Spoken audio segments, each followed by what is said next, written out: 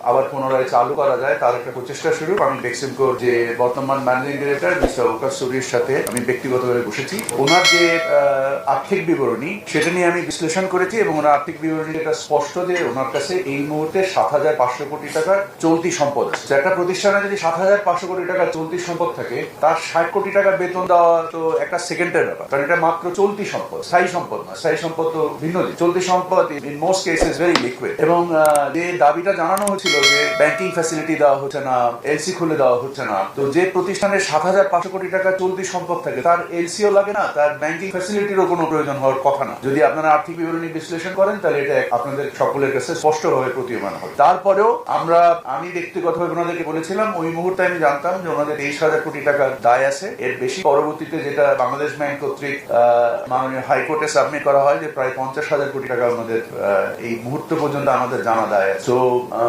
ওর পরিপ্রেক্ষিতে আমরা যখন আমি ওই 23,000 কোটি টাকা ধরে নিয়েই চেষ্টা করেছিলাম যেন প্রতিষ্ঠানটা কোন রকমে চালু হয়। So the government was very very sincere, very interested to resume that factory, because এটা একটা জাতীয় সম্পদ। এখানে বহু সংখ্যক শ্রমিক নিয়োজিত আছে, দেশের রপ্তানি আয়ের একটা প্রাসঙ্গিক বিষয় রয়েছে। তো সরকার যথেষ্ট উদার এবং সংবেদনশীলতার সাথে এই বিষয়ে প্রচেষ্টা চালিয়েছে। যখন সরকার সেই ক্ষেত্রে সফলতা পাননি, কোনো সহযোগিতা পাননি, বিন্দুমাত্র সহযোগিতা পাননি, তখন সরকার বাধ্য হয়ে এখানে প্রশাসক নিয়োগ করেছেন ব্যবস্থাপনা কাঠামোকে তারপরেও চালিয়ে নেওয়া দরকার। এবং প্রশাসক মহোদয়কে কোন রকম সাহায্য করা হয়নি। বিভিন্নভাবে বলা হয়েছে যে লয়ারের নিষেধ আছে কোনো তথ্য শেয়ার করার জন্য, এবং এই পরিপ্রেক্ষিতে কোন ধরনের ব্যবস্থাপনামূলক ব্যবস্থাও নেওয়া যায়নি। এই নিদারুণ অসহযোগিতার কারণে এটা যে হাই পাওয়ার কাউন্সিল যে কাজ করেছে তাদের জন্য বিভিন্ন রকমের সিদ্ধান্ত নেওয়াটা বড়ই জটিল।